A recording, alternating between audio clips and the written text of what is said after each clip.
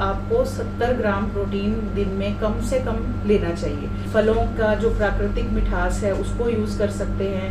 मतलब चीनी आपकी डाइट में कम से कम होनी चाहिए। तो अपनी डाइट में बहुत सारे फ्रेश फ्रूट्स लीजिए, हर तरह की सीज़न के अनुसार आने वाली सब्जियां लीजिए। नमस्कार दोस्तों, आज हम diet in pregnancy and diet in infertility के बारे में बात करेंगे। एक्चुअली डाइट का कोई डाइट ऐसा नहीं है कि प्रेगनेंसी से पहले डाइट कुछ और होती है और प्रेगनेंसी के बाद डाइट कुछ और हो जाती है। तो हम हर एक पेशेंट को एक बैलेंस्ड डाइट लेने की सलाह देते हैं। सबसे पहली चीज़ तो ये होती है कि पेशेंट का जो BMI है, यानी कि हाइट और वेट के हिसाब से जो उसका बॉडी मास इंडेक्स है वो नॉर्मल होना चाहिए। और नॉर्मल बॉडी मास इंडेक्स 18 से 25 के बीच में होता है। तो अगर आपका बॉडी मास इंडेक्स 25 से ज़्यादा है तो आपको वेट लूज़ करने की ज़रूरत होती है, और अगर आपका बॉडी मास इंडेक्स 18 से कम है तो आपको थोड़ा वेट गेन करने की ज़रूरत होती है।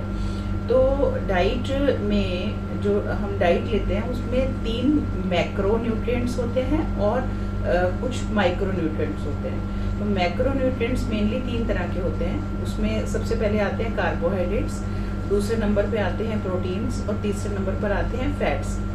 तो जो हमारी इंडियन डाइट है उसमें लेडीज़ खासकर, क्योंकि लेडीज़ ज़्यादातर वेजिटेरियन होती हैं, तो लेडीज़ में खासकर प्रोटीन की मात्रा डाइट में बहुत कम होती है। मतलब हमें जो प्रोटीन की मात्रा चाहिए वो 1 ग्राम पर केजी बॉडी वेट के हिसाब से हमें प्रोटीन लेना होता है। सपोज़ आपका वेट 70 किलो है तो आपको 70 ग्राम प्रोटीन दिन में कम से कम लेना चाहिए, पर जनरली लेडीज़ इतना प्रोटीन नहीं ले रही होती हैं।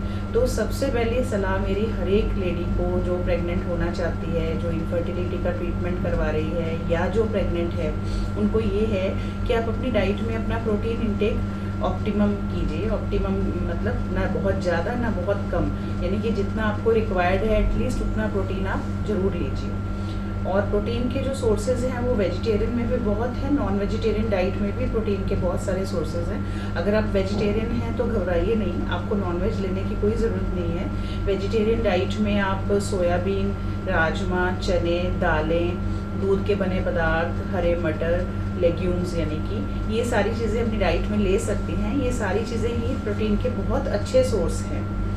और नॉनवेज अगर आप लेते हैं तो एग वाइट और मीट वगैरह प्रोटीन के अच्छे सोर्स हैं ही। और दूसरे नंबर पे आते हैं कार्बोहाइड्रेट। तो कार्बोहाइड्रेट की मात्रा हमें सबसे ज़्यादा चाहिए होती है, पर उसमें भी कार्बोहाइड्रेट की क्वालिटी बहुत मैटर करती है। जैसे आजकल खाना बाहर से ऑर्डर करने का फैशन सा हो गया है। लोग घर पे खाना जनरली बनाना अवॉइड करते हैं, खासकर शाम के टाइम, और जनरली बाहर से ऑर्डर कर देते हैं। तो जो बाहर से चीज़ें आती हैं जैसे पिज़्ज़ा वगैरह, तो इनमें मैदा का इस्तेमाल बहुत ज़्यादा होता है, और मैदा एक बहुत ही रिफाइंड कार्बोहाइड्रेट है। तो इसका जो ग्लाइसेमिक इंडेक्स है वो बहुत ज़्यादा हाई होता है। ग्लाइसेमिक इंडेक्स का मतलब है कि वो चीज़ अंदर जाते ही कितनी जल्दी ग्लूकोज में कन्वर्ट होती है, आपके ब्लड में ग्लूकोज बन जाती है, तो उसका ग्लाइसेमिक इंडेक्स कहते हैं। तो ऐसी चीज़ें ज़्यादा लेने से वेट भी बढ़ता है, और ये जो ग्लाइसेमिक इंडेक्स हाई वाले पदार्थ है ये आपके अंदर बहुत ज़्यादा इंसुलिन सिक्रीट करते हैं, और इंसुलिन ज़्यादा होने से आपकी ओव्यूलेशन में भी डिस्टर्बेंस हो सकती है। तो आप, और इससे वेट गेन भी ज़्यादा होता है। तो आप सिंपल कार्बोहाइड्रेट्स ना लेकर कॉम्प्लेक्स कार्बोहाइड्रेट लीजिए। कॉम्प्लेक्स कार्बोहाइड्रेट का मतलब है जो बॉडी में जाकर धीरे धीरे रिलीज़ होते हैं। जैसे गेहूँ ले सकते हैं, बाजरा, और भी बहुत सारे अनाज हैं जो आप ले सकते हैं। जितना रिफाइंड अनाज है वो अवॉइड कीजिए, जितनी चीनी है वो अवॉइड कीजिए। चीनी की जगह आप फलों का जो प्राकृतिक मिठास है उसको यूज़ कर सकते हैं। मतलब चीनी आपकी डाइट में कम से कम होनी चाहिए, रिफाइंड शुगर। तीसरे नंबर पे आते हैं फैट्स। फैट्स के बारे में ये मिथ है कि फैट्स बहुत ही ख़राब होते हैं बॉडी के लिए और इनको बिल्कुल नहीं लेना चाहिए। तो हम ज़ीरो फैट डाइट की एडवाइस नहीं देते। फैट भी बॉडी के काम करने के लिए बहुत ज़रूरी है, पर फैट की क्वालिटी मैटर करती है। अच्छी क्वालिटी फैट हमें मिलती है घर के बने हुए घी से। कोकोनट ऑयल अच्छा फैट है, और इसके अलावा जो हम नट्स खाते हैं जैसे कि बादाम, अखरोट, काजू, इनसे भी जो हमें फैट मिलता है वो अच्छी क्वालिटी का होता है, उसमें ओमेगा 3 फैटी एसिड्स पाए जाते हैं जो कि बॉडी की परफेक्ट फंक्शनिंग के लिए बहुत अच्छे होते हैं। ट्रांस फैट जो है उसको हर हालत में अवॉइड करना चाहिए। ट्रांस फैट कहाँ से आता है? जो तली हुई चीज़ें होती हैं, खासकर जैसे समोसे हैं तो वो एक ही तेल में बार बार तले जाते हैं, तो वो जो ऐसी चीज़ों में बहुत ज़्यादा ट्रांस फैट होता है। ट्रांस फैट हमारी बॉडी के लिए और खासकर हमारे हार्ट के लिए बहुत ही ज़्यादा नुकसानदायक होता है। तो ट्रांस फैट को जितना हो सके आप अवॉइड कीजिए। और घी की मात्रा का संतुलन भी बहुत ज़रूरी है। अगर आप इसको बहुत ज़्यादा मात्रा में लेते हैं तो भी ये आपको नुकसान कर सकता है, और अगर आपका वजन ज़्यादा है तो आपको इसकी मात्रा को बहुत ही ज़्यादा कंट्रोल रखना पड़ेगा।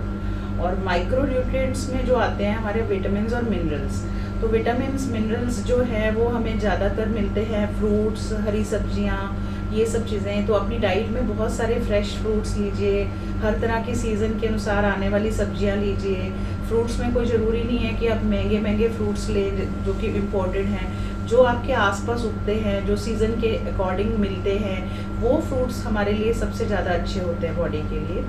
और किसी भी तरह की सब्जी को अवॉइड करना नहीं होता है, या किसी भी तरह के फ्रूट्स को अवॉइड करने की ज़रूरत नहीं होती कि इनफर्टिलिटी ट्रीटमेंट ले रहे हैं तो पपीता नहीं खाना चाहिए, या इनफर्टिलिटी ट्रीटमेंट ले रहे हैं तो ये पर्टिकुलर जैसे कि बादाम नहीं, ड्राई फ्रूट्स नहीं खाने चाहिए। तो ये सब मिथ है, इनका कोई तथ्य नहीं है। आप अपनी बैलेंस्ड डाइट लीजिए और अपने शरीर को स्वस्थ रखिए, तभी आपका प्रेगनेंसी का चांस बढ़ेगा, तभी आप एक प्रेगनेंसी को अच्छी तरह से कैरी कर पाएंगे।